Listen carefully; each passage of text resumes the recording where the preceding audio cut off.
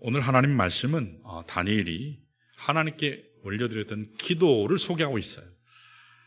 그런데 이 기도는 지금까지 다니엘이 올려드렸던 기도하고는 많이 달라요. 패턴이 다릅니다. 우리 3절을 한번 다시 읽어볼까요? 3절이 이렇게 나옵니다. 같이요. 시작. 내가 금식하며 베옷을 입고 죄를 덮어쓰고 주 하나님께 기도하며 간구하기를 결심하고 그랬어요. 지금까지 다니엘의 기도는 개인적인 기도든지 아니면 하나님 환상을 보여주세요 기도하든지 아니면 그 환상의 꿈을 해석할 수 있도록 하나님 지혜 주세요 그런 내용들이 기도였는데 오늘은 그런 기도가 아니에요. 금식했대요. 금식한대요. 그리고 베옷을 입는데요. 죄를 뒤집어 쓴대요. 이렇게 기도하는 것은 국가적인 큰 재난이나 재앙을 만났을 때 하나님 앞에 절박하게 드리는 기도의 모습이 바로 이런 거거든요. 그런데 왜 다니엘이 이처럼 평소와는 전혀 다른 차원의 절박한 기도를 하게 됐을까? 그게 1절, 2절에 나와요. 우리 한번 볼까요? 이 기도를 통해서 다니엘이 새롭게 영적으로 변화되는 전환점, 터닝 포인트를 만나게 되는 것을 보게 돼요. 자, 우리 1절 한번 볼까요? 같이 시작. 메대 족속 아수에로의 아들 다리오가 갈대아 나라 왕으로 세움을 받던 첫 해라고 그랬어요. 자, 저기 보면 우리 두 가지 주목해야 돼요. 다리오라고 하는 사람에게 주목하고 하나는 첫 해라는 것에 주목해야 돼요. 여러분, 다리오라고 하는 사람은 고레스 왕의 장인어른이에요. 고레스가 메대 바사를 통합하고 다른 여러 나라들을 정복해서 제국으로 만드는데 그 제국이 페르시아 제국이라고 그랬죠. 페르시아 제국. 그런데 그 땅을 정복한 후에 이 고레스가 잠시 자기 장인에게 나라를 한 2년 정도 맡겨요. 그때 상황을 지금 얘기하는 거예요. 자, 그런데 다리오가 왕으로 세움받은 첫 해라고 했는데 이 첫 해가 역사적으로 주전 BC 538년이에요. 몇 년이라고요? 538년이에요.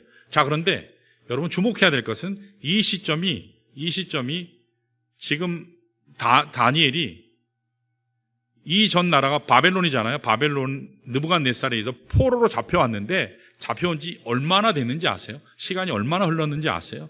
538년에서 그러니까 쭉 거쳐서 올라가면 605년에 붙잡혀왔어요. BC 605년에 붙잡혀와서 지금 시점이 몇 년이라고요? BC 538년이요. 빼면 몇 년이죠? 67년이죠. 몇 살 때 붙잡혀왔다 그러죠? 보통 15살 또는 16살이에요. 그러니까 합치면 몇 살이죠? 82 또는 83시. 다리오 왕 때 사자굴에 들어갔잖아요. 그러니까 우리는 보통 어렸을 때 주일학교 배울 때는 사자굴에 들어간 다니엘이 한 청년 30쯤 된 줄 알죠. 근데 그게 아니라 아주 노년일 때 80대가 넘었을 때 들어갔더라는 거죠. 67년이 됐어요. 그가 바벨론에 이제 페르시아 제국이 되는 이 상황에 67년째 되는 그 해에 이 다니엘이 특별한 책을 목격하게 됐다고 오늘 하나님의 말씀이 얘기해요. 자, 우리 2절을 볼까요? 2절에 읽습니다. 시작. 곧 그 통치 원년에 나 다니엘이 책을 통해 여호와께서 말씀으로 선지자 예레미야에게 알려주신 그 연수를 깨달았나니 곧 예루살렘의 황폐함이 70년 만에 그치리라 하신 것이니라. 자, 저기 보면 70년이라는 거에 동그라미 치셔야 돼요. 70년이. 여기 책 한 권의 책을 지금 목도하고 발견하게 됐거든요. 어떤 책이죠? 이게 두루마리인데 오늘처럼 이런 우리 책 그런 책이 아니죠. 두루마리나 편지로 번역할 수 있는데 여기에서는 굳이 우리 성경 번역본들은 다 책이라고 기록된 책으로 번역을 했어요. 정리하면 이 책은 그냥 책이 아니고 두루마리 형태 하나님 말씀이 기록된 책으로 나중에 성경책이 되는 거예요. 예레미야 선지자가 기록한 책이라고 했기 때문에 예레미야서를 확인해서 보면 그 내용을 정확하게 알 수 있어요. 그 내용이 예레미야 29장에 나와요. 29장 10절 11절에 정확하게 나옵니다. 우리 한번 읽어볼까요? 이렇게 나와요. 시작. 여호와께서 이와 같이 말씀하시니라. 바벨론에서 70년이 차면 내가 너희를 돌보고 나의 선한 말을 너에게 성취하여 너희를 이곳으로 돌아오게 하리라. 11절이요. 여호와의 말씀이니라. 너희를 향한 나의 생각을 내가 아나니 평안이요 재앙이 아니니라. 너희에게 미래와 희망을 주는 것이니라. 그렇게 말씀하셨어요. 이 말씀 속에 보면 바벨론으로 끌려가기는 갔지만 몇 년 후에 다시 돌아온다고요? 70년. 근데 지금 예레미야에서 이렇게 기록됐는데 다니엘이 끌려온 지 몇 년 됐다고요? 67년이 됐는데 70년이 되려면 얼마 남았어요? 3년밖에 안 남았죠. 이제 곧 하나님께서 이스라엘 통해서 하실 일을 하시겠다고 하는 그 사실을 깨닫게 된 거예요. 다니엘이 바로 이 메시지를 본 겁니다. 그 순간 다니엘이 충격을 받게 돼요. 그러면서 살죠. 이제 얼마 지나지 않으면 하나님께서 이전과는 전혀 다른 차원의 일을 시작하실 것이 자명하기 때문에, 더구나 자기가 포로로 끌려온 지 몇 년 됐다고요? 67년. 근데 하나님은 70년 만에 돌아가게 하신다니까 3년 남았어요. 민족을 하나님께서 다시 예루살렘으로 귀향시킨다. 그 말씀이 이루어질 거라는 거죠. 이후에 하나님의 구속사 사건 가운데 굉장히 중요한 사건들이 이제 하나씩 펼쳐져 갈 것을 확신했기 때문에 다니엘은 이 책을 보는 순간 그냥 잠잘 수 없었어요. 평소처럼 지낼 수 없었어요. 그래서 그는 금식하고 베옷을 입고 죄를 뒤집어 쓴 상태에서 하나님 앞에 나아가 결단하고 기도하기를 시작한 겁니다. 자, 이것을 우리는 영적 각성이라고 얘기해요. 이것을 우리는 영적 변화의 계기라고 할 수 있어요. 하나님께서는 우리가 삶을 살아갈 때 그냥 대충 살아가지, 이대로 살면 되지, 그게 아니고요. 이대로는 살아서는 안 된다라는 영적 각성을 주세요. 우리에게 오늘 하나님께서 다니엘에게 주신 이런 영적 변화가 필요합니다. 내가 지금까지 이렇게 살아왔으니까 뭐 대충 이러고 살다 가지, 그냥 이대로 살면 되지, 이런 생각이 아니라 하나님께서 내게 주실 새로운 도전, 새로운 기적 앞에 변화를 추구하고 도전을 추구하겠다 하는 그런 마음의 자세, 이런 영적인 자세가 필요하다라는 사실이에요. 지금 이 시대는 개인이건 교회건 영적 침체기라고 얘기해요. 한국교회 참 어렵다, 참 힘들다, 앞으로 20년 후면 한국교회가 3분의 2가 없어진다는 통계가 있어요. 3분의 2가. 그 중에 우리 교회도 없어질까요? 어떨까요? 있을까요? 앞으로 20년 후에 우리 교회가 있을까요? 여러분 어떻게 생각하세요? 우리 한 분만 얘기하셨어요. 20년 후면 뭐 나도 없을지 모르는데 뭐. 위기 상황이라고 얘기해요, 한국교회가요. 지금 여기 영적 침체이라고 하는 것은 숫자에 대해서 얘기하는 게 아니에요. 숫자가 많으면 형통하고 숫자가 적으면 침체다, 그 얘기가 아니에요. 저는 거기에 동의하지 않아요. 아무리 숫자가 많아도 생기가 없으면, 하나님이 거기 계시지 않으면, 성령이 역사하지 않으면 그건 가치가 없는 거죠. 죽은 거죠. 숫자 많으면 뭐예요? 재정 많으면 뭐예요? 유명하면 뭐예요? 심령의 기쁨이 없고 도전이 없다면 골짜기에 마른 뼈하고 똑같거든요. 그건 죽은 거예요. 살았다 하나 죽은 교회인 거죠. 그러니까 숫자가 중요한 게 아니라 우리 심령 속에 일어나야 할 참 변화가 일어나는 것, 일어나느냐, 이게 중요한 거예요. 생계의 역사가 일어나지 아니하고 중단되어질 때 그것이 진짜 위기예요. 그것이 진짜 무섭고 두려운 것입니다. 이런 면에서 개인이든 교회든 영적 전환점이, 터닝 포인트가 필요해요. 내가 대충 이렇게 살아야지, 이쯤 됐으니까 괜찮지. 우리가 신앙생활 하다 보면 매너리즘에 빠져요. 이대로 되니까 뭐. 제가 자주 말씀드리지만 한국교회는 야성을 많이 잃었어요. 금요기도회 때도 말씀드렸죠. 천국으로 하나님께서 사도 요한을 인도하셨잖아요. 그 연세가 거의 90에 가까운 분이에요. 생애에서 이제 다 경험하고 이제 할 게 없는 거예요. 하나님 앞에 마지막으로 요한계시록 기록하는 건데, 근데 보니까 하나님의 사역이 진행돼야 되는데 그 두루마리를 펴서 하나님의 7인을 뗄 사람이 없는 거예요. 그게 될 사람이 없다는 건 죄의 문제가 해결이 되지 않고 하나님의 교회가 승리하지 못하고 하나님의 나라, 새하늘 새 땅이 시작되지 않는다라는 거거든요. 근데 그게 시작이 돼야 하나님 앞에 설 수 있는데, 그래서 통곡하고 울죠. 통곡하고 울어요. 영적 전환점이라고 할 수도 있어요. 여러분, 참된 차원의 영적 변화를 경험하시기를 바랍니다. 그 영적인 변화 경험이 없으면 우리는 그냥 물에 물 탄 듯 술에 술 탄 듯, 이게 세상 사람, 그리스도인인지 구별이 안 돼요. 자, 오늘 말씀을 통해서 참된 차원의 영적 변화를 경험하려면 뭐가 필요할까? 다니엘이 이 서책 예레미야서를 보는 순간에 발견했던 세 가지 중요한 인식이 있어요. 그것을 오늘 하나씩 정리하면서 말씀을 살펴보겠습니다. 자, 첫째로 필요한 게요. 따라할까요? 첫째로 필요한 게 자신의 실체를 인식해야 한다. 자신의 실체를 인식해야 돼.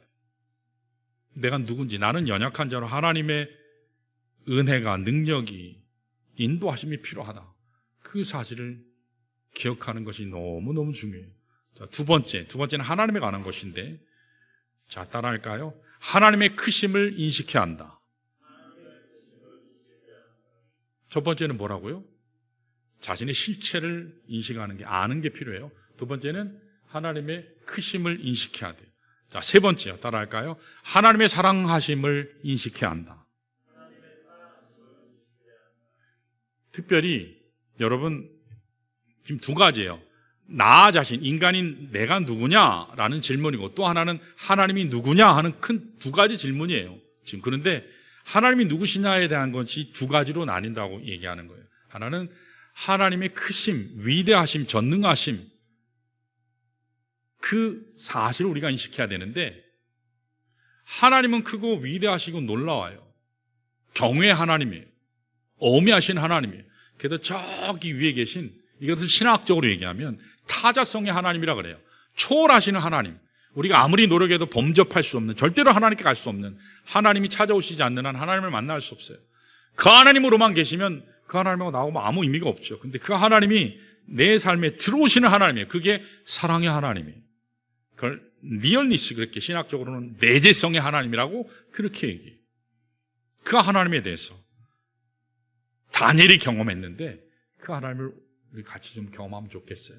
자, 처음에 큰 아웃라인을 여러분들이 머릿속에 딱 집어넣고 시작하는 거예요. 자, 첫 번째는 뭐라고요? 영적 체험, 영적인 전환점을 경험하려면 세 가지가 필요해요. 첫 번째는요, 자신의 실체를 알아야 돼요. 내가 누군지를 정확하게 아는 게 필요해요. 항상. 두 번째는요, 하나님의 크심을 알아야 돼요. 세 번째는요, 하나님의 사랑하심을 알아야 돼요. 자, 이 세 가지를 아시면 다 돼요. 자, 첫 번째로 자신의 실체를 아는 게 중요해요. 먼저 내가 누군가를 아는 게 굉장히 중요해요. 자, 5절을 한번 읽어볼까요? 5절을 보면서 다니엘이 비로소 하나님 말씀 앞에 깨닫게 된 중요한 사실을 여기 소개하고 있어요. 읽습니다. 시작. 우리는 이미 범죄하여 패역하며 행악하며 반역하여 주의 법도와 규례를 떠났사오며. 여러분, 다니엘이 뭐 저렇게 지금 고백하는 것처럼 범죄하고 패역하고 행악하며 반역했나요? 다니엘은 그렇게 한 적이 없어요. 거의. 누가 했죠? 조상들. 이스라엘 공동체 전체의 문제, 죄악을 자기 문제로 인식하고 있죠. 자기의 죄로 인식하고 있어요. 여기 다니엘의 선포는 내가 범죄했습니다. 이미 범죄했습니다. 그 얘기예요. 여러분, 사실 유대의 민족은요, 그럴듯했어요. 왜냐하면 하나님 믿으니까. 도덕적으로도 그럴듯해 보였어요. 이 민족하고 비교해보면, 야만인 그들하고 비교해보면 하나님 섬기는 이들은 하나님께 예배드리니까 그래도 교양 있고 도덕적이고 윤리적이고 나름 괜찮아 보였어요. 아무리 타락했다 해도 이방 민족보다는 나을 것이다. 고상한 것이 존재했다. 그렇게 생각했던 거예요. 자, 그런데 실제로 이 유다 민족, 그 속을 들여다보면 어땠죠? 완악했어요. 패역했어요. 패역이 뭐죠? 하나님의 뜻을 알매도 불구하고 안 하는 거예요. 여러분과 제가 그러지 않아요? 하나님의 뜻 알아요. 이 길 가야 되는 거 아는데 이 길 굳이 안 가요. 거기 가면 힘들 것 같아. 내가 당장 힘들 것 같아. 그 길로 안 가요. 패역이에요. 행악했어요. 하는 일이 다 악해요. 반역했어요. 그리고 하나님의 법도를 떠나갔어요. 여기서 다니엘은 처절하게 유다 민족의 현주소, 자신의 조상들이 살아온 그 삶의 죄악들을 아주 뚫어지게 그 안을 깊이 들여다보고 있어요. 겉모양이 그럴듯하다고 해서 괜찮은 게 아니에요. 고상해 보인다고 해서 괜찮은 게 아니에요. 건강한 게 아니에요. 그래서 우리가 정말 조심해야 될 건, 우리 이 정도면 괜찮은 거야. 이 정도 하나님께 앞에 예배했으면 우리 잘하는 거야. 그렇게 하시면 안 된다는 거예요. 내가 더 하나님 앞에 예배 못 드리고, 내가 하나님 앞에 더 열정으로 기도하지 못하고, 말씀 청종하지 않고 더 섬기지 않는 걸 하나님 앞에 죄송해야 돼요. 그런데 우리는 이만하면 됐다. 스스로 리밋을 딱 걸잖아요. 여기까지만. 근데 그게 목회자들조차도 그렇게 한다는 거예요. 중직자들조차도 그렇게 한다는 거죠. 그 속에 심령이 패역할 대로 패역해 있다면, 악할 대로 악해 있다면 하나님의 이름을 부르고는 있지만 실상은 우상을 섬기고 하나님을 떠난 가운데 있다면 망한 거죠.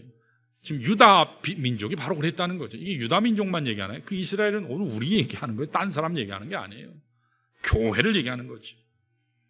오늘 다니엘은 유다 민족이 바빌론의 포로로 끌려오게 되고 또 멸망하게 되고 그 근본 이유를 비로소 발견하면서 이야기를 해요. 이거는 정치적인 문제, 그게 아니다. 근동지역이 군사적으로 약화되어서 애굽이 약화되고 시리아가 득세해서 그 시리아, 바벨론에 의해서 바벨론이 등장해서 우리가 망했다. 그 얘기가 아니에요. 진짜 근본적인 이유는 뭘까요? 유다 민족이 하나님을 떠났다는 데 있어요. 하나님을 떠났다는 데 있어요. 이 사실을 누구보다 잘 인식했던 다니엘이 금식하고 그 조상의 죄악의 문제가 나의 문제라는 사실을 인식하고 그래서 하나님 앞에 금식하면서 생명을 건 기도를 하고 있는 거예요. 베옷을 입고 있어요. 좋은 옷이 아니에요. 허름한 옷이에요. 죄를 뒤집어 쓰고서 나는 망한 자입니다. 하나님 앞에 자복해요. 회개하는 기도를 드린 겁니다. 사랑하는 여러분, 참된 회복과 부흥은 바로 여기에서부터 시작됩니다. 여기에서 시작되는 거예요. 나의 죄를 인정하지 아니하고 내가 하나님 앞에 누군지를 알지 못하면, 정확하게 알지 못한 채로는 절대로 변화가 일어나지 않아요. 뭐 나는 문제가 없는데 나만큼만 해봐, 그렇게 생각하거든요. 여러분, 교회든지 또 저 자신이든지 성도 여러분들이든지 우리가 하나님 앞에 얼마나 추악하고 나는 더러운 죄인인가를 잘 인식할 때, 나의 죄를 자백할 때 비로소 내 심령에서부터 변화가 일어나는 거예요. 그때부터 새로운 터닝 포인트, 전환점이 시작됩니다. 일반적으로 우리 사람이라고 하는 존재는요, 다른 사람의 허물은 기가 막히게 보잖아요. 그렇지 않아요? 기가 막히게 봐요. 그런데 정작 자기 자신의 허물은 전혀 못 봐요. 그래서 이러한 인간의 심리를 연구한 사람이 조 해리 창을 만들었는데, 이게 굉장히 오래된 심리학 도구거든요. 1950년에 조셉 루프트라는 사람과 해리 잉그햄이라고 하는 심리학자가 개발한 겁니다. 그들은 대인관계 내 의사소통을 블라인드가 쳐져 있는 내 방으로 만들었거든요. 그래서 이것을 조혜리의 창이라고 이름을 지었어요. 자, 그림 보면 이렇게 나와요. 자, 조혜리 창 보신 분도 있을지 몰라요. 자, 왼쪽에 보면, 왼쪽 맞죠, 여러분들요? 왼쪽에 보면, 자, 위에 보면 자신이 아는 부분과 타인이 아는 부분을 열린 창이라 그래요. 너도 알고 나도 아는 거. 이 공개적인 것을 얘기하죠. 그리고 그 밑에 있는 건요, 나는 아는데 타인은 몰라요. 이게 숨겨진 창이라고 그렇게 얘기하죠. 창 윈도우라고 표현하기도 하고 영어로 에어리어 그렇게 표현하기도 해요. 혼용해서. 자, 그런데 오른쪽에 보면 세 번째로는 자신이 모르는 부분이 있는데 타인은 아는 부분이. 자, 예를 들면 우리가 설렁탕 먹고 막 김치 열심히 그 깍두기 먹고 김치 먹다 보면 이빨에 고춧가루 끼잖아요. 근데 나는 고춧가루 꼈는데 다른 사람은, 나는 모르는데 다른 사람은 다 봐요. 히 웃으면 고춧가루가 사방에 껴 있어요. 그럼 어떻죠? 딴 사람 웃잖아요. 나는 모르는데. 뭐 그런 거 비슷한 거예요. 그게 보이지 않는 창이에요. 나는 모르는데 다른 사람은 나를 보는 거. 이 앞에 세 가지, 열린 창, 숨겨진 창, 보이지 않는 창은 치료가 가능해요. 근데 문제는 네 번째예요. 나도 모르고 다른 사람도 모르는 거예요. 저걸 뭐라 하냐면 unknown window, unknown area. 그래서 지금 미지의 창이라고 그렇게 얘기해요. 이게 무서워요. 여러분, 미지의 나의 자아를 깨뜨릴 수 있는 것은 단 하나밖에 없어요. 열심히 상담한다고 안 깨져요. 공부한다고 안 깨져요. 절대로 안 깨져요. 하나님의 말씀밖에 없어요. 성령의 역사하심 밖에는 저걸 깨뜨릴 수가 없어요. 여러분 스스로 나는 세상에서 나를 제일 잘 알아. 그러시죠. 그게 가장 착각하는 말이에요. 나는요, 자기 자신은 잘 몰라요. 사실 여러분들은 자신을 잘 몰라요. 안다고 착각하는 거지. 알지 못하는 훨씬 더 깊은 차원의 죄가 있을 가능성이 많아요. 심리학은 이걸 무의식이라고 그렇게 얘기하기도 하거든요. 내가 모르는 미지의 그 언저리에 있는 깊은 차원의 죄가 있을 가능성이 무지무지 많아요. 예를 한번 내보세요, 목사님. 성경에 있어요. 한번 볼까요? 다윗이요. 집에 가셔서 읽어보세요. 사무엘하 12장에 보면 다윗이 얼마나 지능법인지 아세요? 가장 잔인하고, 지금으로 따지면 아마 이 형량이 제일 많은 사람일 거예요. 다윗이요. 아주 악랄한 사람이. 부하의 아내를 뺏었잖아요. 아내를 뺐잖아요. 간음죄 범했죠. 빼앗았기 때문에 탐욕의 죄를 범했죠. 끊임없이 거짓말했죠. 그리고 어떻게 해요? 어떻게 하고 이렇게 좀 뭐 말하는데 이 우리아가 너무 우직해가지고 말을 안 듣잖아요. 살려주고 싶은데 어떻게 이렇게 싹 감추고 싶은데 너무 충성스러운 그 모습 때문에 극렬한 전쟁터 가장 최전선에 내보내서 죽이잖아요. 요압시켜서 살인교사죄지. 동시에 4개 이상의 율법을 범한 사람이 10계명을. 그런데 여러분 잘 보세요. 성경에 이 다니엘이 이렇게 극악한 죄를 짓고도 뻔뻔한 거 아세요? 뻔뻔해요. 적어도 10개월 이상을 뻔뻔해요. 하나님 앞에 안 나가요. 전혀 양심에 가책이 없어요. 전혀 가책이 없어요. 떳떳해요. 그래서 하나님이 어떻게 하셨죠? 하루는 나단 선지자를 보내잖아요. 우와 하나를 얘기하죠. 그게 사무엘하 12장에 보면 잘 나와요. 한 동네에 부잣집이 있고 가난한 집이 있는데 부잣집에는 소도 있고 양도 있고 염소도 있고 가축이 엄청 많아요. 근데 옆집에 사는 가난한 집에는 암양 하나만 있어요. 근데 암양은 자식같이 잘 때 품에 안고 자고 목수가도 같이 귀하게 여기는 암양 한 마리를 키우는 한 사람이 있었어요. 근데 손님이 어느 날 부잣집에 찾아왔거든요. 근데 부자가 그 많은 양 중에 잡는 게 아니라 옆집에 있는 자식과도 같은 생명과도 같은 암양을 뺏어서 손님을 대접했죠. 이 사실을 다윗에게 얘기했어요. 그랬더니 그때 얘기한 대상이 누구였죠? 누구 들으라고 얘기한 거죠? 그 뺏은 대상이 부잣집 사람이 누구죠? 다윗이 얘기하는 거예요. 근데 그때 다윗이 어떻게 반응했는지 아세요? 우리 사무엘하 12장 5절 한번 볼까요? 이렇게 반응해요. 읽습니다. 시작. 다윗이 그 사람으로 말미암아 노하여 나단에게 이르되 여호와의 살아계심을 두고 맹세하노니 이 일을 행한 그 사람은 마땅히 죽을지라. 지금 누구 얘기하는 거죠? 지 얘기하는 거예요. 그 사람은 어떻게 돼야 된다고요? 죽어야 된대요. 마땅히 죽어야 된대요. 여러분 다윗이 어떤 사람이죠? 하나님 앞에 대단히 경건한 사람이었어요. 하나님만 바라보는 사람이었어요. 가장 어려울 때, 가장 죽음의 순간이 바로 앞에 왔을 때도 하나님께 물었던 사람이에요. 도망치지 않고 칼이 들어와도 하나님께 먼저 물었던 사람이에요. 하나님을 집중했던 사람이에요. 하나님을 사랑했기 때문에 하나님을 찬양하고 신앙으로 고백했던 그 시들이 많잖아요. 시편에. 그랬던 사람인데 어때요? 자기 죄를 보지 못했어요. 전혀 깨닫지 못했어요. 뻔뻔했어요.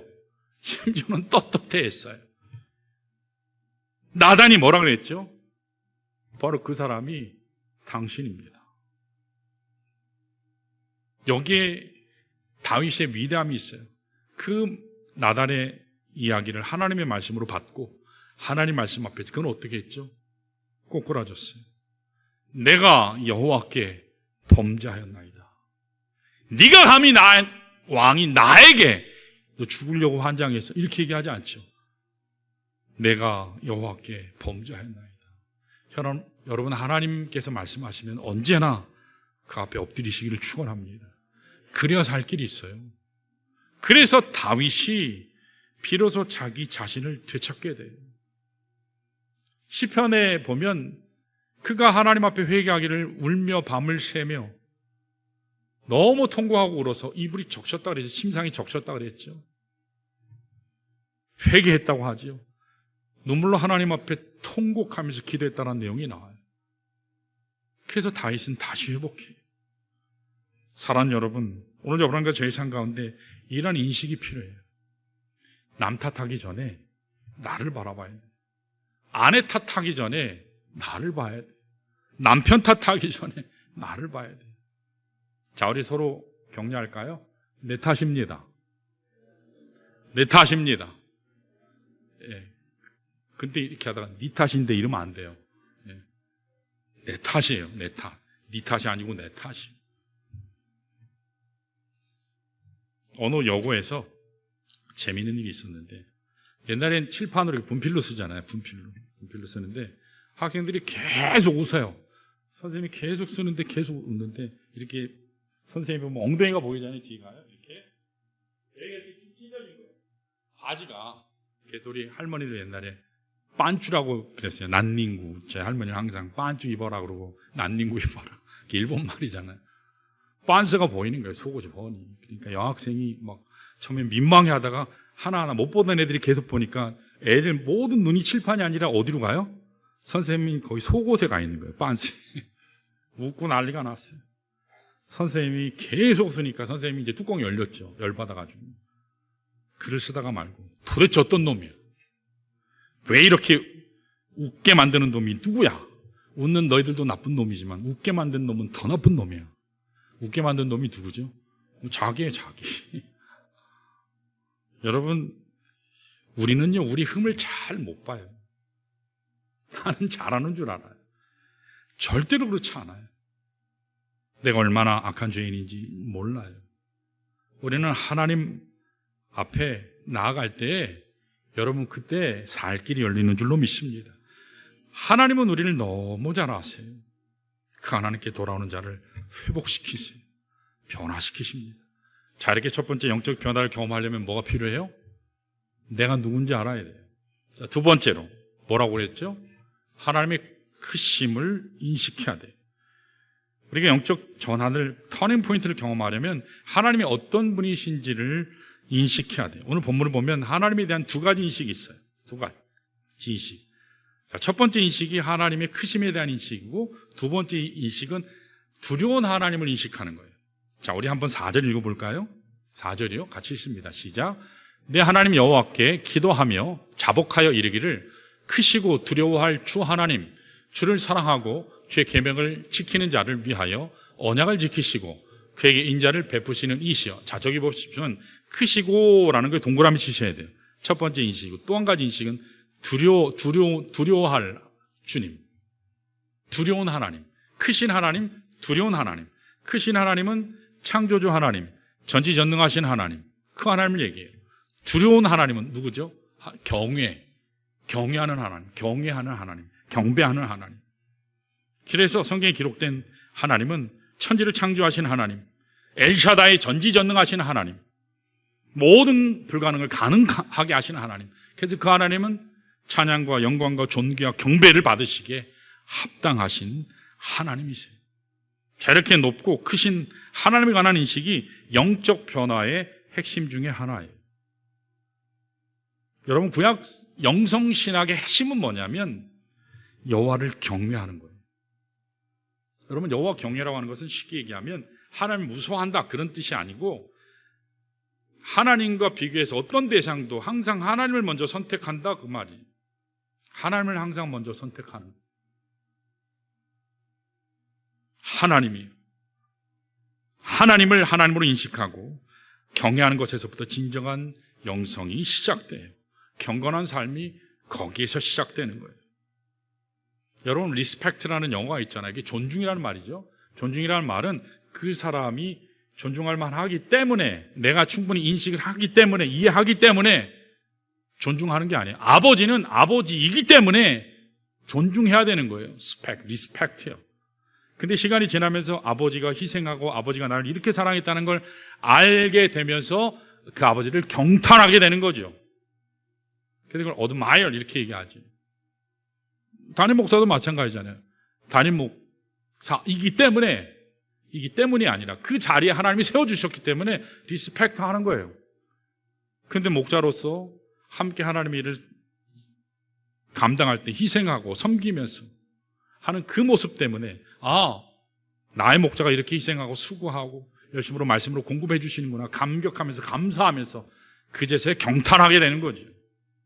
그래서 여러분 첫 번째는 하나님의 하나님 되심을 인정하시기를 축원합니다. 내가 이해 못해도 내가 아니라고 생각할지라도 하나님은 하나님이세요.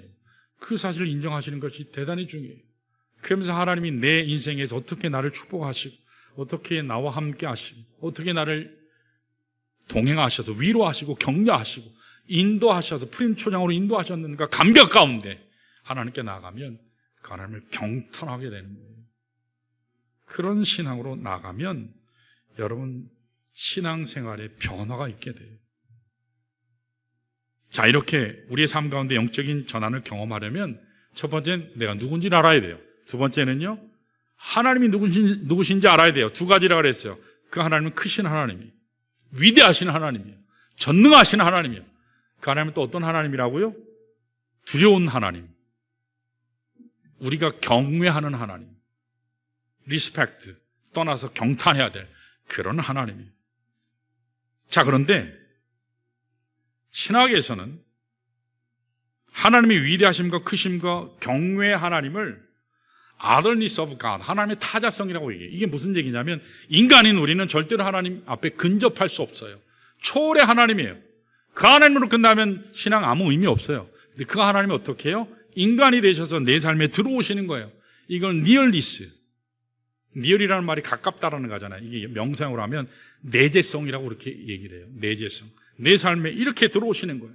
사랑의 하나님으로, 나하고 대화하시는 하나님으로, 나를 터치하시는 하나님으로, 나하고 친밀하게 동행하시는 하나님으로, 그 사랑의 하나님을 여러분은 인식하셔야 돼요. 그래서 4절에 이렇게 얘기해요. 언약을 지키시고 인자를 베푸시는 분이다. 여기 인자라는 말은 긍휼을 베푸시고 사랑을 베푸시고 자비를 베푸시고 그래서 우리를 회복시키시는 하나님, 그 하나님을 얘기해요. 여러분, 이스라엘이 하나님 앞에 사랑받을 자격이 있었을까요? 그래서 하나님이 사랑하신 건가요? 아니요, 절대로 아니에요. 하나님이 일방적으로 무조건적으로 계약하셨거든요. 사랑하기로. 나는 네 하나님이고 너는 내 백성이다. 그 계약을 반복해서 하세요. 아브라함 때 계약 언약하시고 체결하셨죠. 그리고요, 언제 한참 있다가 모세 시내산에서 하나님이 언약하셨잖아요. 그리고 체결하셨어요. 그리고 한참 지나서 누구하고요? 모세하고 다시 언약하고 체결하셨어요. 근데 그 중간중간에 항상 하나님을 배반했어요. 항상 하나님을 등졌어요. 여러분, 약속을 했는데 한두 번이 아니라 수백 번, 수만 번 계속 약속을 어기는 사람하고 여러분 어때요? 같이 갈 수 있나요? 약속 어기는 사람하고 같이 갈 수 있어요? 남편이 나하고 함께 어디 가서 옷 사준다 그랬는데 계속 안 사줘요. 그럼 어떻게 할까요? 그럼 어떻게 해야 돼요? 줄 때까지 투쟁해요. 직장에서 월급 준다 그랬는데 계속 월급을 안 줘요. 1년치가 쌓였어요. 2년이 쌓였어요. 3년이 쌓였어요. 10년이 쌓여요. 죽을 때까지 쌓여요. 그렇게 다닐 사람도 없지만 그렇게 약속 계속 파기하면 여러분, 우리 정상적인 생각은 어떻죠? 그런 사람은 안 만나야 돼요. 그런 사람은 상종하면 안 돼요. 버려야 돼요. 박살내야 돼요. 이게 당연하잖아요. 이스라엘이 하나님의 백성이 하나님에게 그렇게 했어요. 당연히 버리셔야 돼요, 하나님이요.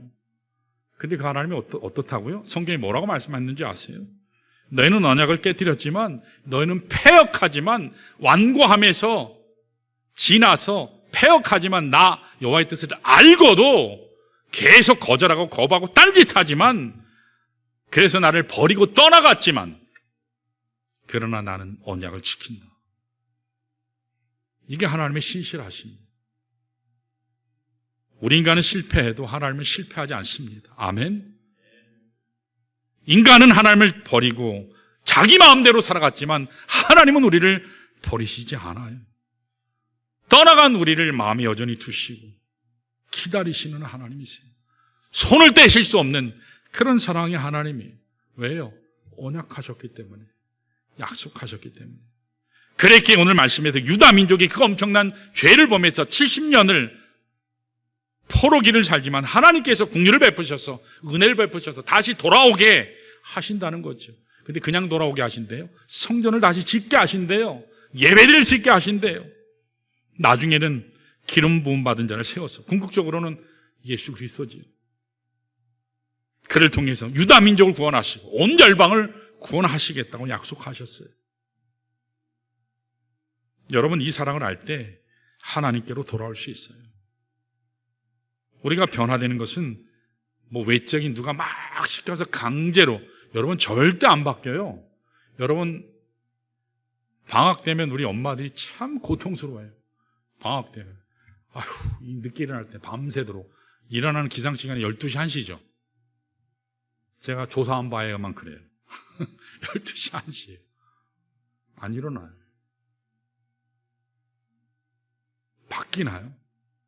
싸우다 엄마가 지쳐버리죠. 여러분 시스템으로 되나요? 안 돼요.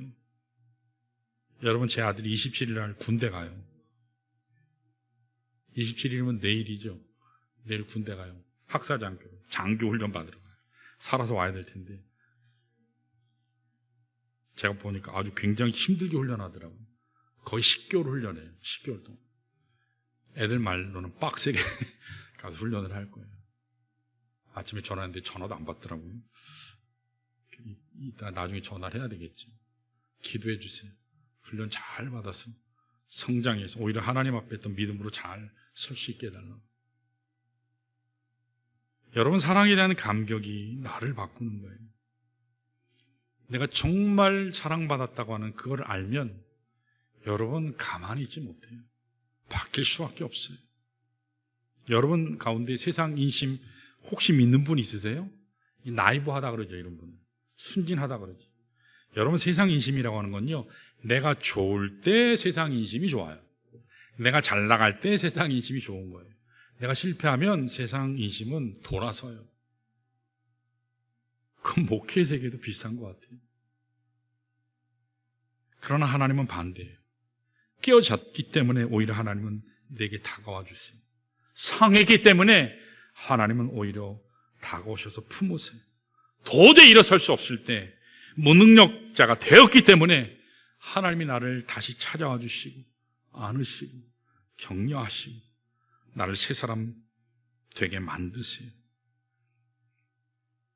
우리가 먼저 하나님께 나간 게 아니에요. 하나님은 먼저 우리에게 오셨어요. 내가 잘났기 때문에 구원받은 게 아니고요, 내가 죄인이었을 때 하나님께서는 그리스도를 십자가에 못 박히심으로 이 땅에 보내셔서 갈보리 언덕에서 죽게 하셔서 하나님의 사랑이 이러하다는 것을 확증해 주셨어요. 여러분, 이 사랑을 알 때, 바로 이 사랑을 알 때 절망하지 않습니다. 이 사랑을 알 때 여러분 다시 일어설 수 있어요. 이 사랑을 알 때 예배를 절대로 경홀히 여길 수 없어요. 이 사랑을 알 때 여러분 회복할 수 있어요. 제가 간증 하나 하고 마치겠습니다. 토니 깜볼로라고 하는 교수님이 있거든요. 이분이 그의 책 Let Me Tell Your Story라고 하는 책에서 간증한 내용이에요. 그 책에 111페이지 좀 가면 이 내용이 나와요. 토니 깜볼로라고 하는 교수는, 이분은 대학 교수기도 하지만 진짜 목적은, 교수된 목적은 복음 전하기 위해서 교수가 된 분이에요. 이분이 하루는 중학교, 주니어 하이, 미국에서는 주니어 하이 하면 중학생을 얘기해요. 그 하이스쿨 쪽이 고등학생이 아니고, 주니어 하이 중학교 수련회에서 강사로 초빙받아서 말씀을 이제 전하게 됐어요. 그때 수련회에서 만난 한 학생에 대한 이야기예요. 그 학생의 이름이 빌리라고 하는 아이인데, 이 아이는 뇌성마비에 걸렸어요. 뇌성마비에 걸리니까 어떻죠? 못 걸어요, 잘. 그래서 뒤뚱뒤뚱, 비틀비틀. 한 걸음 걷는 게 그렇게 힘들게 걸어요. 그리고 말이요, 이게 혀가 꼬여가지고 말을 못해요. 말을 한마디 하려면 얼마나 더듬는지 듣는 사람이 속 터질 정도로 너무너무 힘들어요. 그런데 이런 빌리를 보면서 다른 아이들이 이 빌리를 흉내내요. 그 걸음걸이, 뒤뚱뒤뚱 거리는 걸 흉내내면서 놀려요. 더듬거리는 거를 따라하면서 아이를 또 조롱하고 놀려요. 이것을 본 토니 깜폴로 교수는 참 마음이 아팠어요. 어떻게 아이들이 저럴까? 그러다가 목요일 저녁인데 이 토니 깜폴로의 분노가 극에 달하는 사건을 만났습니다. 여러분, 보통 과거에 수련할 때 보면 각 숙소별로 각 방장이 있잖아요. 방장. 그래서 그 중에 한 사람이 올라가서 이제 간증하는, 5분 동안 간증하는 그런 대표를 뽑는 시간이 있었어요. 자, 그래서 각 방마다 대표를 한 사람씩 뽑았어요. 간증할 사람. 이번 수련을 통해서 하나님 앞에 어떻게 은혜 받고 어떻게 변화 체험을 했는지, 어떻게 좋았는지 간증하는데, 근데 빌리가 속한 방에, 숙소에서 방 대표를 뽑아 올려 보냈는데 누구를 뽑아 올렸을까요? 빌리를 방 대표로 뽑아서 올렸어요. 왜 그 방에 있는 아이들이 빌리를 대표로 뽑아서 올렸을까요? 빌리가 가면 이 뒤뚱뒤뚱 비틀비틀 거리는 거 놀리려고, 놀잇감, 우스갯거리로 삼으려고. 올라가면 말 더듬더듬 거리거든요. 5분 동안 해야 되는데 그걸 깔깔거리고 웃고 놀리기 위해서. 오늘 드라마처럼 참교육을 해야 될 일이 여기 많죠. 가만두면 안 될 애들이 너무 많아요. 그러니까 토니 깜폴로가 너무너무 화가 났어요. 어떻게 아이들이 저렇게 악하지? 어떻게 아이들이 저 모양이지? 근데 이걸 어떻게 해야 되나 막 속으로 고민하고 있는데, 이 빌리가 너무 안쓰럽고 아픈데, 근데 그 빌리가 몸을 힘겹게 비틀거리면서 뒤뚱거리면서 계단으로 이렇게 올라가서 강단에 올라가요. 올라가는 동안 사람들이 야유하고 흉내내고 조롱하고, 겨우 강단에 올라간 빌리가 정말 힘들지만 온 전심을 다해서 딱 한마디 했어요. 영어로. 이건 여러분 다 알아들으니까. Jesus loves me. Jesus loves me. 예수님은 나를 사랑합니다. So I love him. 그래서 나는 그 예수님을 사랑합니다. 예수님께서 나를 사랑합니다. 그래서 나도 사랑합니다. 이걸 한 번만 한 게 아니라 1분 동안, 2분 동안, 5분 동안 간증해야 되니까 전심을 다해서 떠듬떠듬하면서 이 한마디를 할 때마다 그렇게 떠들던 아이들이 웃음소리가 잠잠해지기 시작했어요. 마침내 그 온 강당에 정적이 흘렀어요. 이제 3분, 4분 예수님이 나를 사랑합니다. 그래서 나도 예수님을 사랑합니다. 5분쯤 됐을 때 구석구석에서 아이들이 흐느끼기 시작했어요. 울기 시작했어요. 너무너무 단순한 말입니다. 저도 이 말씀, 이 예화를 보면서 얼마나 울었나 몰라요. Jesus loves me. 예수님이 나를 사랑합니다. 성령께서 아이들의 마음을 만지신 겁니다. 마치 다음과 같이 성령이 말씀만 하는 것 같았습니다. 그래, 빌리는 너희들이 볼 때 잘 걷지 못해.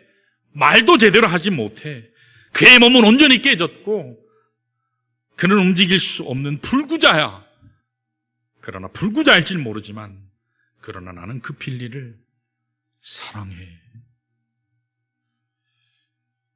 성령 하나님의 이와 같은 메시지와 속삭임이 아이들 하나하나를 터치하기 시작했습니다.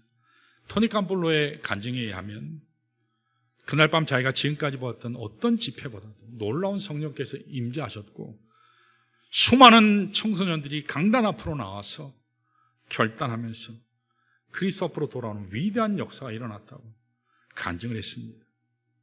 사랑하는 성도 여러분, 세상은 깨어진 자를 멸시해요. 부서진 인생을 버립니다. 그러나 하나님은 그렇지 않으세요. 깨어졌기 때문에 사랑으로 더 우리를 찾아오세요. 우리가 못나고 추했기 때문에 우리 한 사람 한 사람을 더 가슴으로 안아서 내가 너를 사랑한다 말씀하시는 줄로 믿습니다. 우리가 이 사랑을 바로 할 때 참된 변화가 가능해요. 이 사랑을 알게 될 때 어떠한 일을 겪어도 여러분 절망하지 않습니다. 이 시간 우리 다 같이 일어나셔서 오늘 말씀 기억하면서 하나님 앞에 함께 찬양하면 좋겠습니다. 찬양 가운데 오직 예수뿐이네 라는 찬양이 있어요. 그 찬양에 보면 은혜 아니면 살아갈 수 없네, 호흡마저도 다 주의 것이니 세상 평안과 위로 내게 없어도 오직 예수뿐이네. 크신 계획 다 볼 수도 없고 작은 고난에 지쳐도 주께 묶인 나의 삶 버티고 견디게 하는 것, 주님 사랑 때문이라. 그런 고백이 있습니다. 우리 이 찬양 같이 찬양하시면서 우리 하나님 앞에 나아가는, 두 손 들고 나아가는 귀한 시간 가지면 좋겠습니다. 우리 함께 찬양합니다. 오직 예수뿐이네.